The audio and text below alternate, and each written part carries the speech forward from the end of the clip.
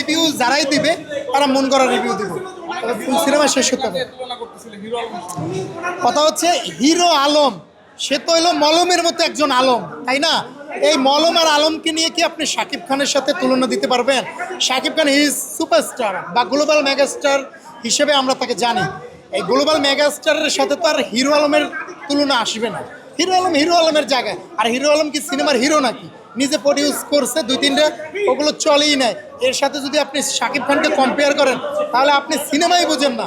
এরা হচ্ছে অশ্লীল যুগের ওই দর্শক 2-1 আসছে সিনেমা দেখতে, এদের কাজে এগুলো নোংরামি ছাড়াও, ঠিক আছে?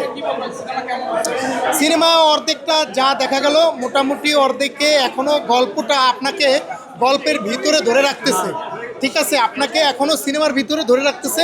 এই সিনেমাটা ফুল যখন শেষ হবে আপনি তখনই এর মজাটা পেয়ে যাবেন যে আসলে কী সিনেমা তৈরি হয়েছে।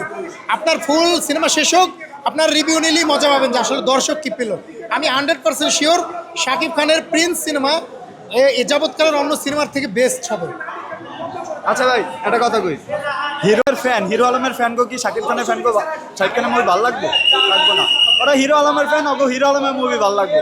আলার বলার আইসেই হলো খুদাই খাওয়া কাম করতে। সো এই সমস্ত থাকবেই টুকটাক সিনেমায় দেখতে আসলে অনেক রকমের দর্শক থাকে, এরা এরকম টুকটাক থাকবে। এদের ইন্টারভিউ নেওয়ার কোনো দরকারই নেই, এরা হুদায় আহে ভাইরাল হইতে। আমার কথা এইটাই ভাই।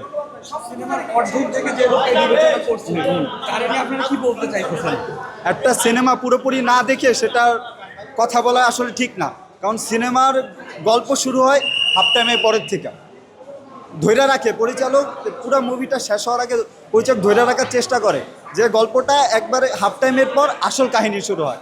সো একটা মুভি আপনারা দেখবেন, দেখে পুরো মুভিটা দেখে তারপর ওটা সমালোচনা করুন, অর্ধেক মুভি দেখে সমালোচনা করেন না ভাই। চিজি আইসক্রিমের সাথে ভেলভেটি কেকের মিশ্রণে পোলার রেড ভেলভেট আইসক্রিম, মন ভালো থাক। আমাকে তো সবাই পছন্দ করবে না, 2-1 কিন্তু আমাকে অপছন্দ করবে, এটা স্বাভাবিক। এখন আমি ওকে বললাম যে তুমি, ও বলতেছে কাহিনী ভালো লাগেনি, কাহিনী ভালো হচ্ছে না, কেমন যেন। তাই আমি বললাম যে তুমি কি মুভিটা পুরো শেষ করছো? বল না, মুভি কয় মিনিটে জানো? ও বলে যে 2 মিনিট বা আমতা করতেছে। তা একটা মুভি সম্পূর্ণ শেষ না করে তো ভাই আমি আসলে রিভিউ দিতে পারি না। হতে পারে মুভির ফার্স্ট টাইম একটু স্লো চলছে, সেকেন্ড টাইমে সেটা মেকআপ হয়ে যাবে। একটা মুভি শেষ না করেই যদি আমি নেগেটিভ রিভিউ দিই তাহলে আপনাদের বুঝতে হবে এর ভিতরে কোনো একটা চক্রান্ত আছে। আমরা এখানে আরেকটা জিনিস শুনতে পেয়েছি, তিনি মেগাস্টার সাকিব খানকে হিরো আলমের সাথে তুলনা করছেন। আসলে এই ব্যাপারটা কি? এগুলা ভাই এরকম হিরোইনচি টোকাই, গামখোর, ইয়াবাখোর, তারপরে রাস্তার টোকাই ফোকাই অনেকজনই ভাই এগুলা বলে কথা, এগুলো আমরা প্রতিবাদ করতে হাঁপিয়ে গেছি। তো এগুলা কথা আমরা কানে নেই না। সাকিব ভাইকে যেমন মানুষ অনেকে হাঁটার সাথে কত কি বলে, তাকে নিয়ে অত আজে বাজে কথা বলে, সেগুলো কানে নেয়। সেরকম আমরা ওগুলা টোকাই ফোকাই ওগুলো আমাদের গোনার টাইম নেই।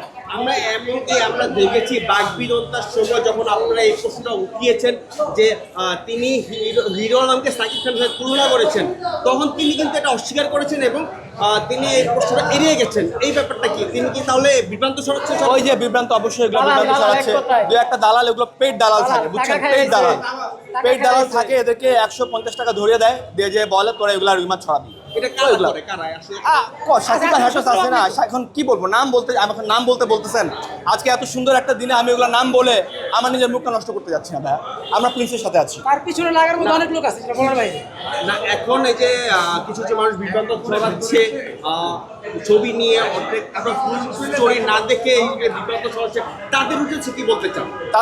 তাদের উদ্দেশ্যে ওই যে এগুলাকে ভাই আমরা গুনতেছি না, এগুলো আমাদের গোনার টাইমও নাই, আমাদের সময়ও নাই, আমাদের ভাবারও সময় নাই। আমরা প্রিন্স নিয়ে আছি, প্রিন্স নিয়ে থাকবো, প্রিন্স নিয়ে এগিয়ে যাবো। ওগুলা ভাই ওগুলা টোকাই ফোকাই হিরো আলমের। আরে ভাইয়া হিরো আলমের ইয়া কি, ও 14-15টা 20টা নায়িকার সাথে রাস্তাঘাটে নাচানাচি করে, ওর সাথে আপনি সাকিবার তুলনা দেয়, তাহলে কতটা অশিক্ষিত মূর্খ টোকাই হইতে পারে বলেন? এটা আপনারা পাল্টা প্রশ্ন করতে পারেন না যে ভাই হিরো আলম তো একটা সস্তা লোক, টোকাই টাইপের, সাকিব ভাই তো একটা মেগা স্টার, তো কার সাথে কি তুলনা করেন? আপনাদেরও ভাই আসলে সমস্যা আছে। আপনারা আসলে, আমি আপনাদের ক্যামেরার উদ্দেশ্যে বলতে চাই, আপনারা আসলে কিছু ভিউ ব্যবসার জন্য আপনারা এই ধরনের প্রশ্নকে প্রশ্রয় দেন। তুলনা করতেছি না ভাই, যেটা হইছে ওরা যখন বলবে তখন আপনারা ওদেরকে ধরবেন যে এই বেটা হিরো আলমকে আর সাকিব ভাইকে। আমাদের পজিটিভ আর নেগেটিভ কোনোটা করার অধিকার নাই যদি আপনারা কিছু না বলেন বা না করেন। আমরা তো ভাই বললাম তো, ওরা যখন ওই ছেলে যখন হিরো আলমের নাম নিচ্ছে তখন আপনাদের পাল্টা প্রশ্ন করতে হতো, এই বেটা হিরো আলম কে রে? হিরো আলম গোনার টাইম আছে নাকি? হিরো আলম একটা সস্তা একটা ক্রিয়েটর, 12 মাস জেল খাটতে থাকে, এই নায়িকার সাথে ওর সম্পর্ক, ওই এই হ্যান ত্যান হাবি যাবি, কত ওর ইয়া, ওর সাথে সাকিব ভাই তুলনা করলে হবে নাকি হুদায়? বলেন আর কি?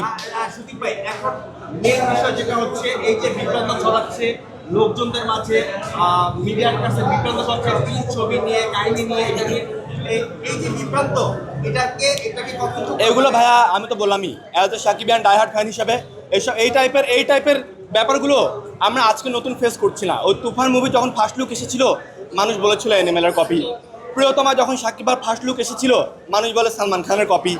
মানে এই জিনিসগুলো আমরা ফেস করতে করতে করতে করতে আজকে এই পর্যন্ত এসেছি, এবং এটা সর্বশেষ রেজাল্ট একটাই হয়, মুভি ব্লকবাস্টার হয়ে যায়। তো প্রিন্স ব্লকবাস্টার হবে, এটা আমি আজকে আপনাদের চ্যানেলে আপনাদের ক্যামেরার মাধ্যমে বলে গেলাম। Thank you. এবার বলো, এটা বলো।